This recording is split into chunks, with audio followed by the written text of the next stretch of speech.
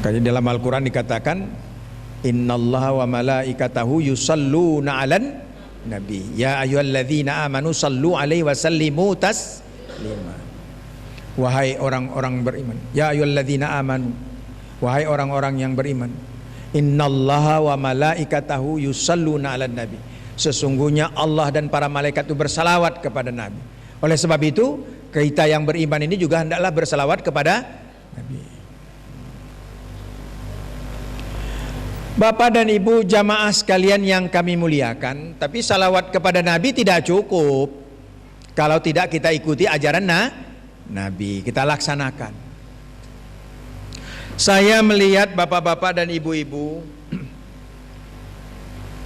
di YouTube ini, yang siapa namanya, Syafruddin Ibrahim kalau tidak salah itu, yang dulu ngakunya ahli Quran lalu murtad, orang Bima. Saya agak pedih, saya dimain-mainkannya ayat fala ya bima anzalallah fahyahkum bima anzalallah gitu ya. Nah, ini kan saya orang Bima, nggak ada Jawa Allah katanya begitu. Saya bilang ya Allah, ini ayat Quran dimain-mainkan. Nah, apa kata dia? Bahwa saya ini merasa tidak yakin dengan Nabi Muhammad sallallahu alaihi wasallam itu karena kenabiannya nggak ada saksi, tak ada pembuktian. Mana mukjizatnya Nabi kita Nabi Muhammad sallallahu alaihi wasallam itu? Dia bilang mana mukjizatnya Muhammad? Tidak pakai sallallahu alaihi wasallam, saya yang menyebut sallallahu alaihi wasallam itu. Mana mukjizatnya Muhammad?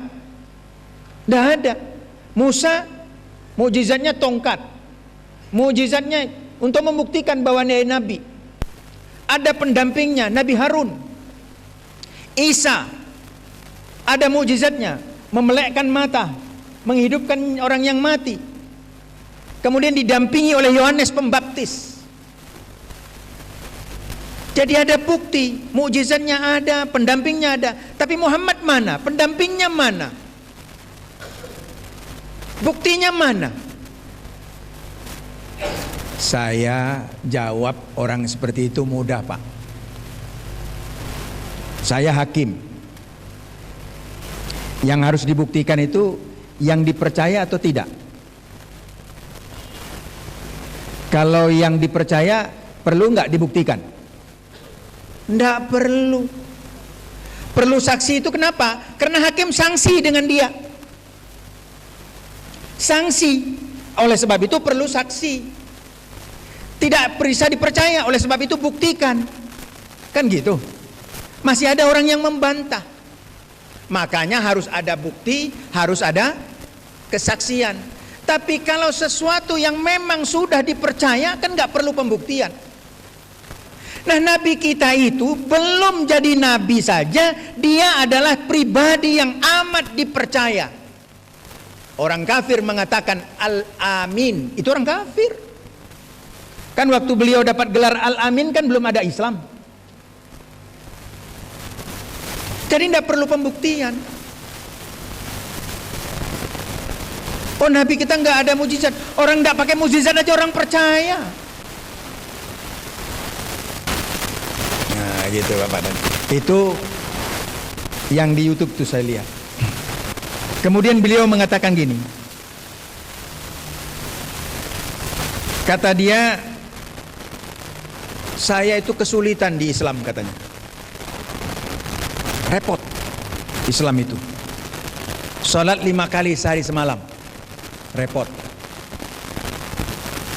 Saya bilang karena malah salat saja orang itu ya. Nah, tidak salat. Salat pagi, salat siang, salat sore, salat maghrib, salat isya. Waduh, berat. Coba Bapak buka nanti di YouTube. Berat. Saya bilang berat bagi orang yang nggak cinta kepada Allah. Kalau yang cinta dia kepada Allah tidak berat. Malah kalau meninggalkan sholat hatinya gundah. Coba Bapak dan Ibu, kita kaji dulu amal yaumiyah kita. Kita mau tidur, Apa yang kita lakukan Bapak dan Ibu? Mau tidur, doa dulu. Tapi sebelum doa apa? Sunnah Nabi, wudu. Sudah wudu, merengkan sebelah kanan. Soal nanti kemana-kemana itu urusan belakangan. Mereng sebelah kanan. Kita baca doa dulu. Setelah kita berdoa, kita tidur, ya kan? Setelah kita tidur, kita bangun, kita baca dulu doa. Alhamdulillahilladzi ahyana ba'da ma amatana wa ilaihi nusyur. Baca, selesai doa. Lalu apa? Kita berwudu. Tapi sebelum itu, tengah malam kita akan bangun. Mau subuh, salat sunat wudu, salat sunat tahajud, salat sunat hajat, silahkan 4 rakaat, 8 rakaat, tutup dengan witir. Karena ada Rasulullah menyatakan ada 2 salat yang enggak pernah ditinggalkan Rasulullah baik dalam perjalanan. Apa itu? Witir dan fajar. Itu enggak pernah ditinggalkan Rasulullah. Salat witir dan salat sunat fajar. Setelah itu salat tahajud sampai menunggu waktu subuh. Waktu subuh kita salat sunat fajar, salat sunat subuh. Kemudian kita salat sunat duha. Lalu kita salat sunat qabliyah zuhur, salat zuhur, ba'diyah zuhur. Kemudian kita sampai kepada salat asar. Kemudian salat maghrib. Ada yang qabliyah, ada yang ba'diyah, isya, ba'diyah, qabliyah. Jadi kalau kita lihat itu tidak pernah ada. Bahkan kadang-kadang kalau orang yang sudah terbiasa tahajud, tidak tahajud, dia rasanya kok ada yang kurang. Waduh, ada yang nggak enak. Nah, kenapa orang ini mengatakan waduh susah?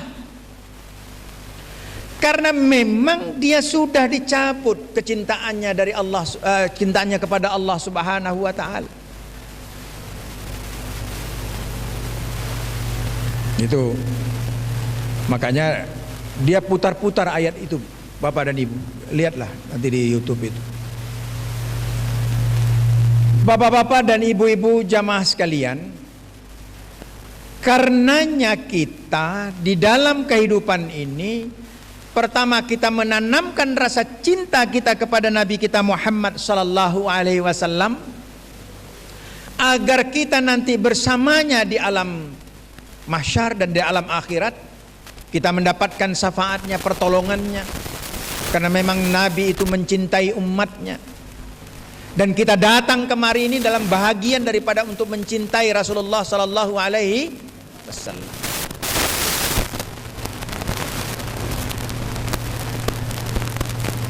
Nah, kalau kita perhatikan, kenapa orang yang seperti ini? Karena memang Allah itu mencabut hidayah dalam dirinya. Tapi kalau Allah sudah mau memberikan hidayah, mudah. Saya pernah mengislamkan, bukan pernah ya, kalau pernah itu belum, saya pernah bila belum. Saya sudah mengislamkan seorang Cina, anak muda. Ketika saya akan menuntun dia mengucapkan 2 kalimat syahadat, saya tanya dulu, kenapa kamu masuk Islam? Karena mau kawin? Enggak, Pak. Karena kalau mau kawin itu biasanya sudah punya anak, diajaknya murtad lagi balik. Saya tanya lagi kepadanya, kenapa rupanya? Rupanya dia asal setiap mendengar azan subuh nangis. Padahal dia belum Islam. Pak, saya sudah lebih 1 bulan ini asal saya dengar azan subuh saya nangis. Saya ingin ke masjid, tapi saya ini belum Islam. Tolonglah Islamkan saya supaya saya bisa sholat bersama jamaah di masjid itu. Masya Allah, kalau Allah memberikan hidayah. Ya. Akhirnya saya syahadatkan dia. Bapak-bapak dan ibu-ibu jamaah sekalian, kenapa? Itu karena Allah sudah memberikan hidayah. Makanya Allah menyatakan di dalam Al-Quran, innaka la tahdi man ahbabta walakinallah yahdi man yasha wa huwa a'lamu bil muhtadin. Innaka la tahdi man ahbabta. Sesungguhnya engkau wahai Muhammad tidak dapat memberikan hidayah kepada siapa yang engkau kehendaki. Walakinnal yahdi may yasha, tapi akulah yang dapat menunjuki siapa yang aku kehendaki. Jadi Allah yang memberikan hidayah. Ayah saya pernah mengislamkan seorang Cina juga, masuk Islam. Kenapa dia masuk Islam? Karena katanya dalam mimpi dibawa oleh dua makhluk berjubah putih ke tempat yang terang sekali. Lalu datang ayah saya, almarhum, beliau mengatakan, kalau begitu masuk Islam.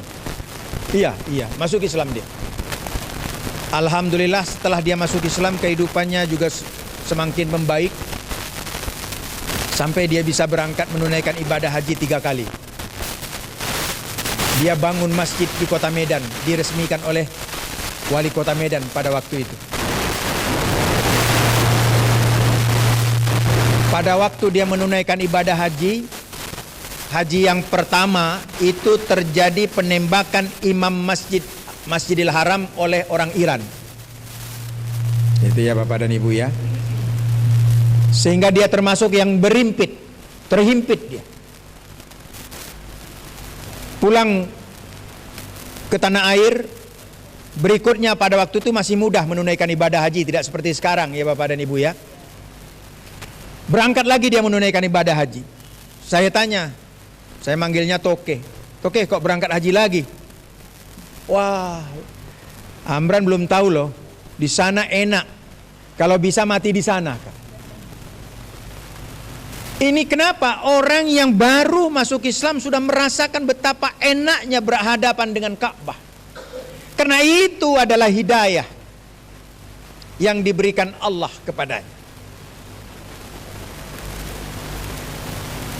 Hidayah yang diberikan Allah. Bapak dan Ibu jamaah sekalian yang kami muliakan, inilah sebabnya kita dituntut untuk senantiasa menanamkan rasa cinta kita kepada Allah Subhanahu wa taala, rasa cinta kita kepada Nabi Muhammad sallallahu alaihi wasallam, karena inilah yang akan mampu menyelamatkan kehidupan kita fid dunya wal akhirah. Nah, kembali kita kepada apa yang kita bicarakan sejak awal. Kita di dalam kehidupan ini disuruh untuk mengkaji apa yang akan kita persiapkan ke depan. Apa yang sudah kita kerjakan di masa lalu. Untuk kita bermuhasabah di dalam kehidupan ini. Untuk menghitung-hitung ihsab nafsaka mal mauta tadi. Untuk menghitung-hitung bersama dengan orang-orang yang sudah meninggalkan kita. Kita disuruh untuk berfikir, kenapa? Karena dengan berfikir seperti itu kita akan taqarrub ilallah, mendekatkan diri kepada Allah Subhanahu wa taala. Amal apa yang kita kerjakan? Nah, inilah bapak-bapak dan ibu-ibu jamaah sekalian, saya mengatakan bahwa amalan-amalan yang bisa kita lakukan di dalam kehidupan kita sehari-hari antara lain dengan kita senantiasa bersyukur kepada Allah Subhanahu wa taala. Kita harus bersyukur 2014 kita sudah diberikan Allah kehidupan ini. Kemudian kita akan memasuki tahun 2015 supaya tahun 2015 ini lebih baik daripada tahun 2014. Bagaimana caranya? Caranya adalah pertama, kata para hukama, syukurilah apa yang sudah diberikan Allah kepada kita. Nah itu ya. Karena di dalam surat Ibrahim yang sudah kita tahu semua, Allah menyatakan, la in syakartum la azidannakum wa la in kafartum inna adzabi lasyadid. Kalau kamu mau mensyukuri, Allah akan tambah, tapi kalau tidak, tunggulah azabku maha pedih. Nah, oleh sebab itu kita mensyukuri supaya Allah nambah nikmat yang kita sudah terima tahun 2014 ini. Kita syukuri itu bagaimana cara mensyukuri nikmat itu? Mensyukuri kehidupan itu bagaimana? Saya sudah pernah sampaikan, yang pertama menyadari benar bahwa apa yang kita terima ini adalah pemberian Allah. Itu kata Imam Al-Qurtubi, hakikat syukur itu. Pertama, menyadari bahwa apa yang kita terima ini adalah merupakan pemberian Allah. Kita dalam hidup ini umur sudah sampai sekian, kesehatan begini ya. Itu semata-mata karena apa? Karena Allah yang memberi, bukan karena kehebatan kita. Bukan karena kemampuan kita, bukan.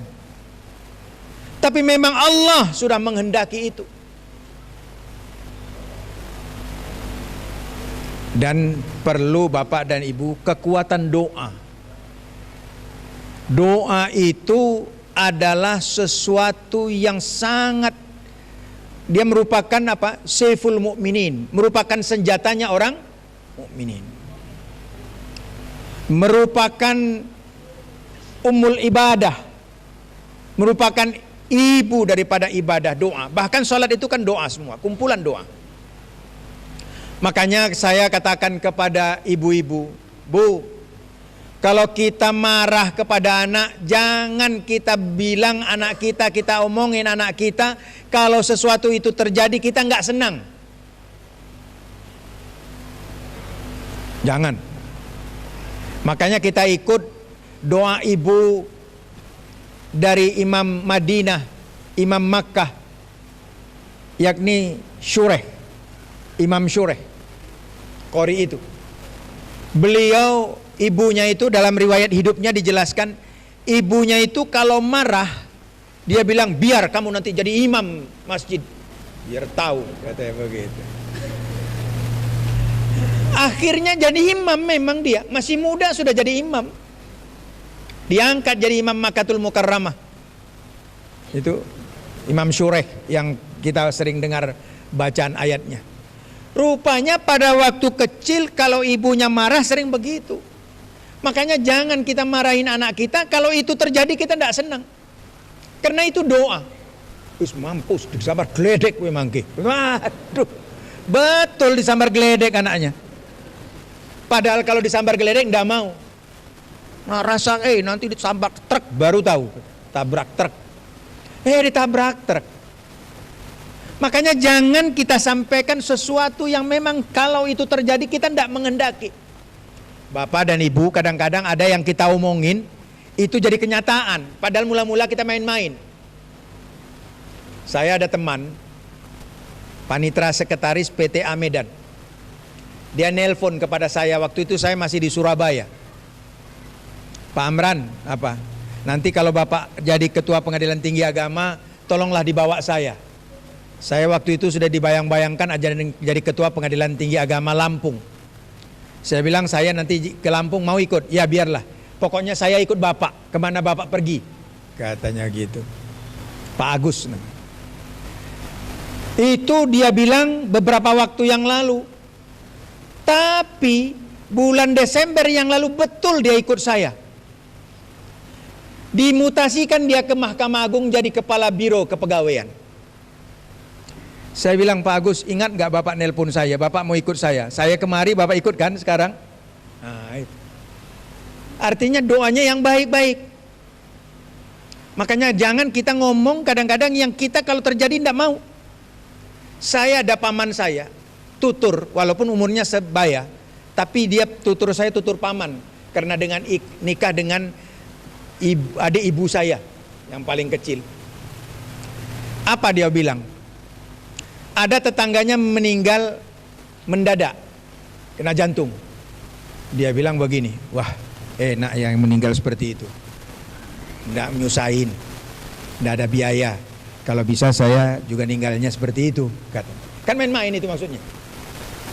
3 bulan setelah itu meninggalnya persis seperti apa yang dia omongkan itu. Persis. Nah itu Bapak dan Ibu ya. Ada ya yang bawa kendaraan saya lah di Mahkamah Agung. Dia rupanya ada orang jual baju jaket jaket kulit, ada yang 1,5 juta, ada yang 1 juta, ada yang 750. Dia lihat-lihat, dia bilang, saya ini sebenarnya kepingin ini, tapi uang saya belum cukup.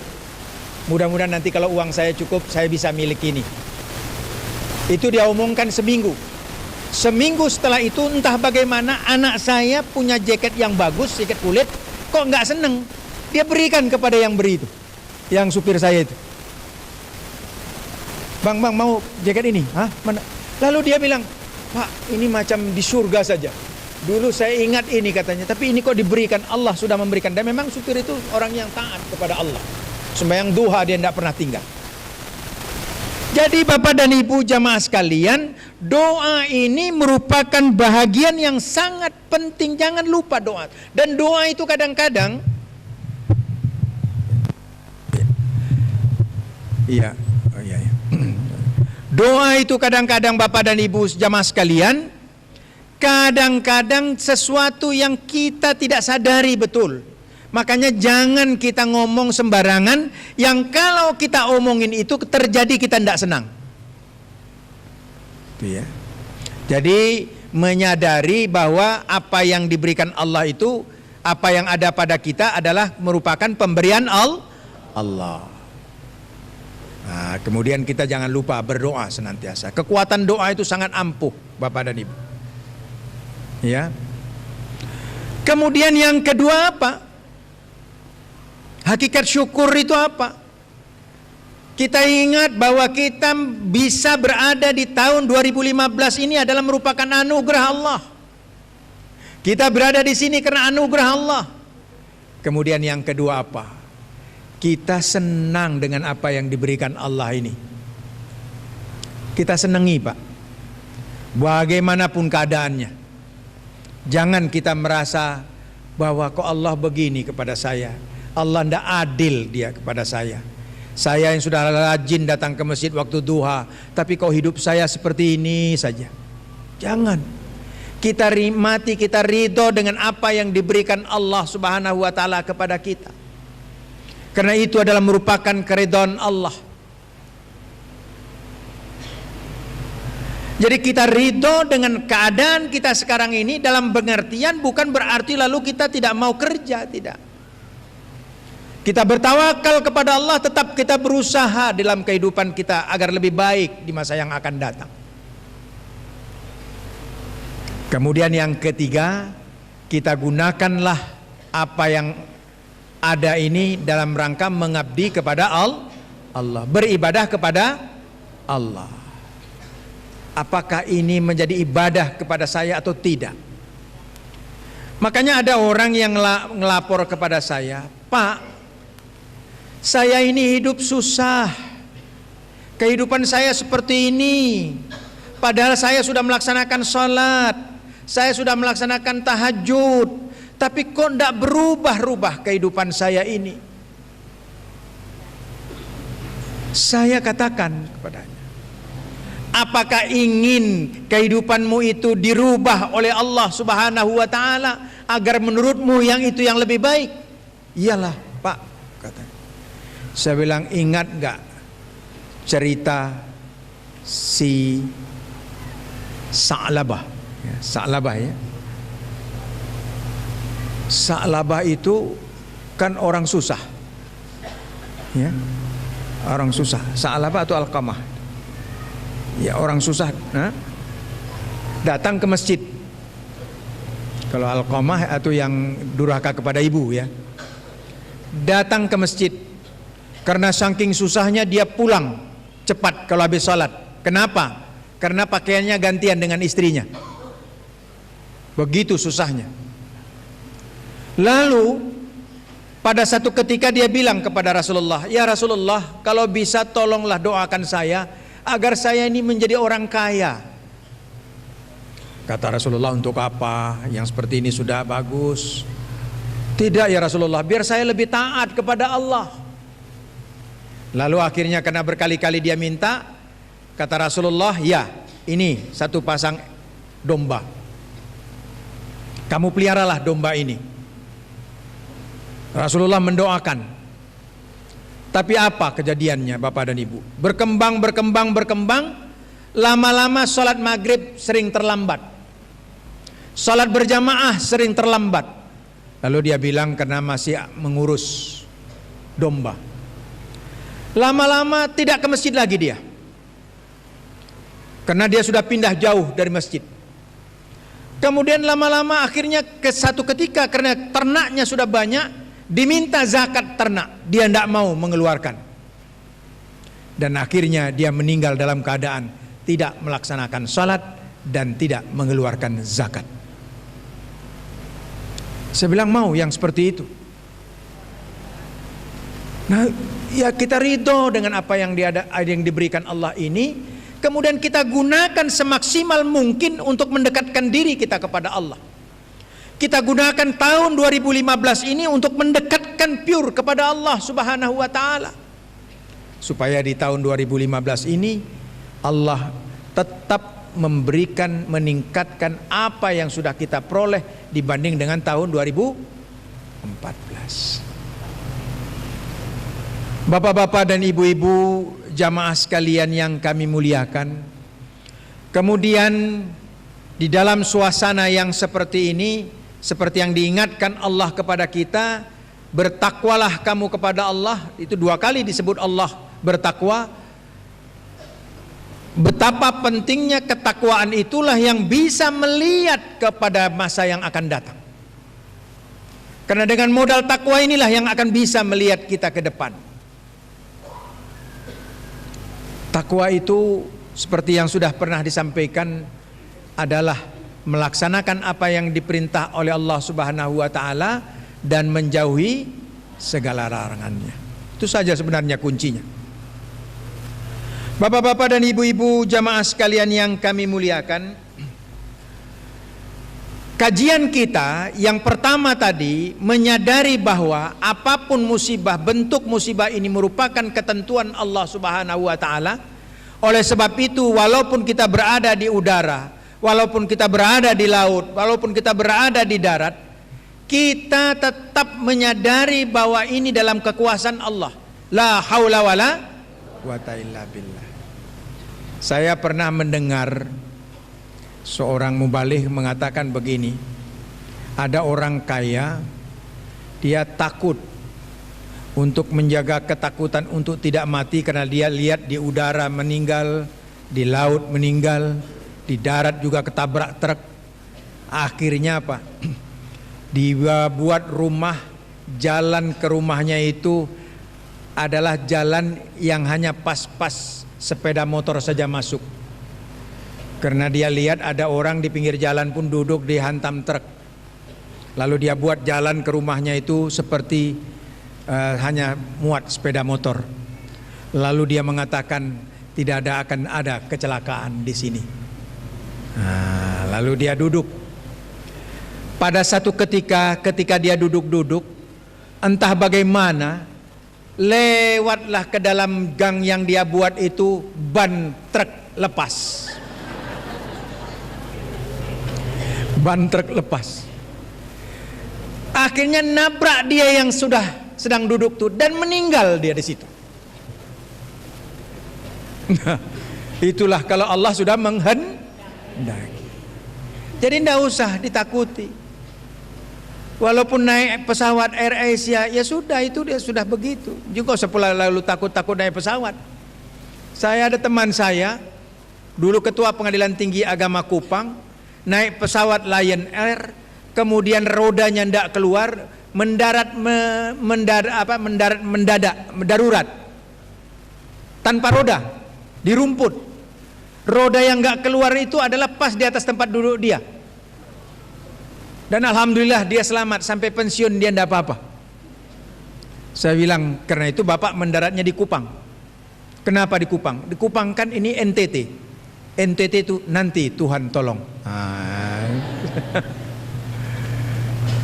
Jadi bapak-bapak dan ibu-ibu jamaah sekalian, jadi kita tetap saja dalam menghadapi. Yang penting kita syukuri kehidupan ini. Dan modal yang kedua bapak dan ibu, ikhlas. Saya kemana-mana saja saya katakan asal 2 ini kita modali dalam hidup ini, aman. Bersyukur dan Ikhlas. Ikhlas itu semata-mata karena Allah. Apa saja karena Allah. Insya Allah Allah akan beri. Saya, bapak dan ibu diajak teman satu jamaah untuk membuka kebun 30 hektar. Saya waktu itu tahun 87, masih ya banyak kendaraan sepeda motor. Lalu diajak untuk membuka kebun. Saya ambil uang di bank, saya jual motor saya itu. Akhirnya saya ke kantor tidak pakai motor. Saya minta dijemput. Buka kebun, saya lihat tanahnya bagus segala macam, tapi agak jauh, sehingga saya jarang datang ke sana. Teman saya ini yang sama satu jamaah ini bolak-balik datang. Kurang pupuk, kurang apa ya? Saya terakhir lama-lama, Pak, kita gagal panen. Kenapa? Dimakan hama. Nah, itu. Bagaimana kalau kita jual? Saya bilang, waduh, tapi modal saya sudah segini, daripada habis sama sekali, juallah separuh harga. Saya bilang daripada habis semua, ya sudah, separuh harga pun jadi. Datanglah pembeli, sudah transaksi, terjadi jual beli, saya dan dia menjual kepada orang A ini, lalu sudah selesai. Saya pikir memang sudah tidak rezeki saya. Akhirnya apa, Bapak dan Ibu? Memang pada waktu saya membeli tanah itu, apa maksudnya? Saya bilang mudah-mudahan tanah sawit ini nanti berbuah, saya bisa pergi haji. Itu niat saya. Kemudian kelak saya akan bangun pesantren di tanah yang 30 hektar itu. Berdua, 15 hektar saya bangun pesantren kan bisa. Nah, Bapak dan Ibu jamaah sekalian, lama bertahun lama saya lihat orang yang ini tambah makmur hidupnya. Saya datang, istri saya curiga. Kok kata hari itu jual kebun, tapi kok banyak sawitnya. Lalu saya cari, rupanya orang yang datang membeli itu adalah orang suruhan dia yang pura-pura membeli. Sebenarnya dia yang membeli. Nah, itu. Jadi ada penipuan di situ. Jadi memang sawit itu sama dia jadinya. Bagus. Lalu istri saya bilang, waduh, kita ditipu. Sampai akhirnya apa? Hari raya istri saya tidak mau datang. Saya tidak mau. Sakit kali rasanya. Bukan sakitnya di sini, bukan. Sakit sekali katanya. Itu. Sampai meninggal almarhum, mudah-mudahan Allah mengampuni dosanya. Tidak mau datang istri saya. Tapi saya datangi. Sudahlah Bu, kita maafkan. Oh, enak kali kita susah dibuatnya. Biar sajalah. Tapi apa Bapak dan Ibu? Pergi haji saya bisa, walaupun tidak dari kebun itu. Ini modal kalau kita dan ikhlas itu dicoba oleh Allah. Dicoba, betul enggak ini orang ini ikhlas? Saya dari Malang. Ini yang saya alami ini Bapak. Saya dari Malang jam 4 pagi mengejar pesawat yang jam 7 supaya tidak ketinggalan. Sampai di sana jam 6. Sudah check-in segala macam, masih ada waktu. Akhirnya saya masuk ke musalla karena masih ada 1 jam. Saya duha, lalu berzikir. Zikir subhanallah walhamdulillah wala ilaha illallah Allahu akbar. Itu kata Nabi, kalau kita baca tiap pagi 100 kali, Allah akan memelihara kita dari gangguan syaitan. Akan dipelihara oleh Allah. Kalau kita baca 100 kali subhanallah walhamdulillah wala ilaha illallah Allahu akbar 100 kali. Subhanallah walhamdulillah wala ilaha illallah Allahu akbar. Kita baca 100 kali. Saya itu amalan saya. Kalau dari masjid kadang-kadang nggak sempat, sambil jalan sampai di rumah. Bahkan tidak hanya subhanallah saja, tapi doa Nabi Yunus juga dapat. La ilaha illa anta subhanaka inni kuntu minaz zalimin 100 kali. Saya baca itu Pak. Entah bagaimana tidak terdengar saya panggilan.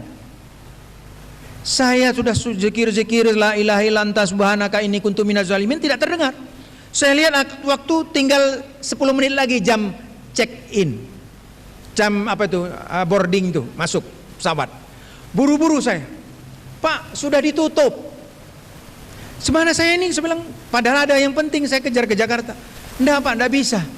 Saya datang, enggak bisa Pak. Sama yang driver saya bilang, waduh saya ini gimana? Enggak bisa Pak. Akhirnya apa? Cuma diganti 75.000, ya sama dengan uang apa itu? Yang Airpotek. Jadi biayanya hangus. Enggak bisa Pak, udah tutup. Padahal waktu belum. Jam 7 sebenarnya waktu boarding. Jam 7.10 ini kan kurang. Tapi Bapak tadi dipanggil-panggil katanya. Ya saya enggak dengar. Kesal, mangkel dalam hati ini. Sampai akhirnya terbetik juga, inilah gara-gara zikir tadi ini. Gitu. Ini terbetik ini, gangguan setan ini. Tapi saya istighfar kepada Allah. Ya Allah, kau uji ini, ikhlas enggak amal yang kulakukan tadi itu? Akhirnya cepat saya rubah. Ya Allah, keikhlasan saya engkau uji. Itu akhirnya saya tetap beli, tenang pikiran. Tidak ada yang gerutu. Karena Allah sedang menguji. Jadi intinya dua itu saja, bersyukur dan jadi bapak-bapak dan ibu-ibu, kami kira demikian. Simpulan saya apa bapak dan ibu, marilah di tahun 2015 ini kita meningkatkan amaliyah kita dan kita mengkaji kehidupan. Sebenarnya nikmat beribadah dalam kehidupan ini. Kaji. Ya, mau tidur bagaimana, bangun tidur bagaimana, tengah malam bagaimana. Terus begitu kehidupan ini. Dan jangan lupa berzikir, berdoa senantiasa. Insyaallah Allah memberikan keberkahan di dalam kehidupan kita. Kami kira demikian Bapak dan Ibu. Sekali lagi saya menyampaikan terima kasih kepada jamaah karena atas doa jamaah lah. Ya, Ustadz Abdul Rahman di Makkah ketika menunaikan ibadah haji, saya telepon, Ustadz tolong didoakan saya di depan Ka'bah. Tolong doakan saya. Saya tidak punya siapa-siapa. Saya hanya minta deking kepada Allah. Saya hanya minta kepada Allah. Tolong doakan. Alhamdulillah Bapak dan Ibu, tidak ada uang sepeser yang keluar. Saya ketika ditanya DPR, orang DPR malah ketawa-ketawa. Saya bilang kok pada ketawa? Tapi tidak ada yang merasa sakit hati. Pada waktu tes pertama saya jatuh di pesawat. Mau naik pesawat jatuh. Dari atas pakai kursi roda. Mau waktu ujian pakai kursi roda. Lihat di YouTube itu saya pakai kursi roda. Sampai wartawan nanya, Pak masih bisa Bapak? Masa Hakim Agung ke orang lumpuh? Katanya. Saya bilang kaki saya kecelakaan. Jadi Bapak bisa tadi membuat jawaban. Ya otak saya kan masih waras. Gitu. Sambil goyang gitu saya bilang. Otak saya masih waras. Tapi saya berdoa kepada Allah. Saya minta seluruh jamaah saya mendoakan saya. Dan alhamdulillah saya berhasil insyaallah. Tapi ini bukan merupakan sesuatu keberhasilan, memang kehendak dari Allah Subhanahu wa taala dan jamaah. Makanya saya minta supaya Pak Ustadz Abdul Rahman kalau bisa bertemu dengan jamaah. Sekali lagi saya menyampaikan terima kasih yang sebesar-besar. Matur nuwun sangen nggih. Bapak-bapak dan ibu-ibu ya, atas doanya gitulah ya. Dan saya ini tetap Amran Suwadi.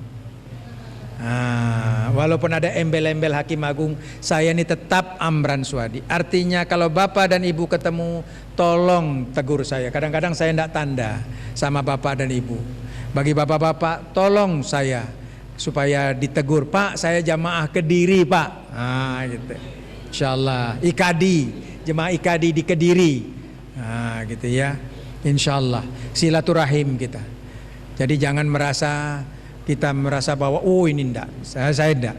Saya berusaha untuk tetap jangan sampai takabur lah, jangan sampai sombong.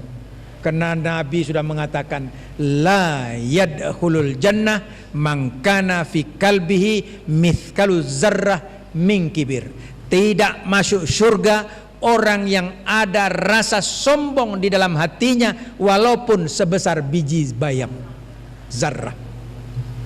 Masya Allah, ngeri ya Pak. Na'udzubillahi min zalik.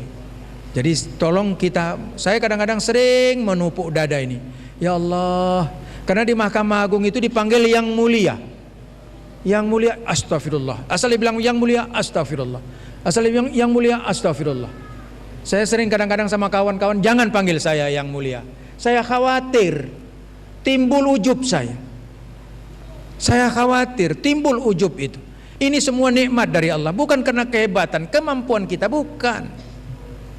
Tapi memang adalah doa kaum muslimin dan muslimat, doa anak-anak dan keluarga, kemudian juga doa kita dan pertolongan Allah. Itu ya bapak-bapak dan ibu-ibu, saling kita mendoakan. Bapak dan ibu di Kediri dalam keadaan sehat walafiat, sukses hidupnya. Saya yang di Jakarta juga dalam keadaan sehat walafiat. Kalau kebetulan ke Jakarta, monggo pinarak rumien ke teng Griya kula. Nggih. Griya kula teng apartemen. Apartemen itu pun kadang-kadang bapak dan ibu enaknya itu cuma sehari 2 hari, nggak ngijak lemah, nggak ngijak tanah, rasanya nggak enak. Begitu masuk sudah tetangga kiri kanan nggak ngerti. Gitu ya. Tapi karena itu rumah yang ditempatkan oleh negara, ya apa boleh buat. Karena rumah saya itu dekat kantor itu makan waktu 2 jam. Dari rumah ke kantor, jadi sudahlah ditempatkan di situ, monggo. Tapi rasanya ya karena itu tempat yang disiapkan negara oleh Seknek, menteri-menteri juga di situ, ya apa boleh buat, gitulah ya. Jadi bapak dan ibu kalau pas ada kesana, ya, monggo silahkan, gitu ya, gitu. Di lantai 802, gitu ya. Jadi tapi kenalkan dulu diri, jangan Pak saya jamaah IKD, ya gitu ya di Kediri. Saya kira demikian bapak dan ibu, lebih dan kurang mohon dimaafkan nggih. Kirang langkung kula nyuwun ngapura saderengipun nggih. Wonten kelepatan kula. Saya silaturahim tetap kita jaga, kita jalin. Lebih dan kurang mohon dimaafkan, kepada Allah kita berserah diri. Mari kita akhiri dengan sama-sama kita berdoa kepada Allah Subhanahu wa taala. Mari Bapak dan Ibu kita bacakan Fatihah, kita tujukan kepada arwah keluarga kita, orang tua kita semuanya. Kita bacakan Fatihah, khususan lihazinnya Al-Fatihah. Auzubillahi minasyaitonirrajim. Bismillahirrahmanirrahim. Alhamdulillahirabbil alamin arrahmanirrahim maliki yaumiddin. Iyyaka na'budu wa iyyaka nasta'in. Ihdinas siratal mustaqim. Shiratal ladzina an'amta 'alaihim ghairil maghdubi 'alaihim waladdallin. أعوذ بالله من الشيطان الرجيم بسم الله الرحمن الرحيم الحمد لله رب العالمين والصلاة والسلام على أشرف الأنبياء والمرسلين وعلى آله وأصحابه أجمعين اللهم اغفر لنا ذنوبنا ولوالدينا وارحمهم كما ربونا صغارا ولجميع المسلمين والمسلمات والمؤمنين والمؤمنات الأحياء منهم والأموات اللهم أرنا الحق حقا وارزقنا اتباعه وأرنا الباطل باطلا وارزقنا اجتنابه اللهم إنا نسألك من خير ما سألك نبيك محمد صلى الله عليه وسلم اللهم إنا نعوذ بك من شر ما استعاذك نبيك Muhammad sallallahu alaihi wasallam. Ya Allah ya Tuhan kami bermohon kepadamu yang baik-baik yang pernah dimohonkan oleh Nabi Muhammad sallallahu alaihi wasallam. Ya Allah ya Tuhan kami bermohon perlindungan kepadamu sebagaimana yang pernah dimohonkan perlindungan oleh Nabi Muhammad sallallahu alaihi wasallam. Allahumma aftah lana abwaba fadlika wa abwaba jannatika wa abwaba rahmatika wa abwaba rizkika wa abwaba sihah wa abwaba salamah wa abwaba afiyata lana wa ahlina wa thumma khususan hazil jamaah birahmatika ya arhamar rahimin. Ya Allah ya Tuhan kami, bukakan kepada kami pintu keutamaanmu, pintu berkahmu, pintu syurgamu, pintu rezekimu, pintu kesehatan dan keafiatan kepada kami, khususnya kepada keluarga kami dan seluruh jamaah ini birahmatika ya arhamar rahimin. اللهم اجعل جمعنا هذا جمعا مرحوما وتفرقنا من بعده تفرقا مقسوما Ya Allah ya Tuhan kami, jadikanlah pertemuan kami ini pertemuan yang Engkau berkahi, dan jadikan perpisahan kami sesudah ini perpisahan yang terlindung dan terpelihara. Rabbana atina fid dunya hasanah wa fil akhirati hasanatan wa qina azabannar. Ya Allah ya Tuhan kami, berikan kebahagiaan hidup kepada kami di dunia ini dan kebahagiaan hidup di akhirat nanti, dan jauhkan kami dari siksaan api neraka-Mu. Wa sallallahu ala sayyidina Muhammad wa ala alihi wa ashabihi ajmain. Subhana rabbika rabbil izzati amma yasifun wa salamun alal mursalin walhamdulillahi rabbil alamin. Lebih dan kurang mohon dimaafkan, kepada Allah kita berserah diri. Wabillahi taufiq wal hidayah. Assalamualaikum warahmatullahi wabarakatuh. Bapak Ibu yang dirahmati Allah, demikianlah tadi tausiah yang disampaikan oleh beliau yang terhormat Dr. Kiai Haji Amran Suadi SHMH sebagai pembawa acara. Ada kurang dan lebihnya saya mohon maaf yang sebesar-besarnya. Wabillahi taufiq wal hidayah. Wassalamualaikum warahmatullahi wabarakatuh.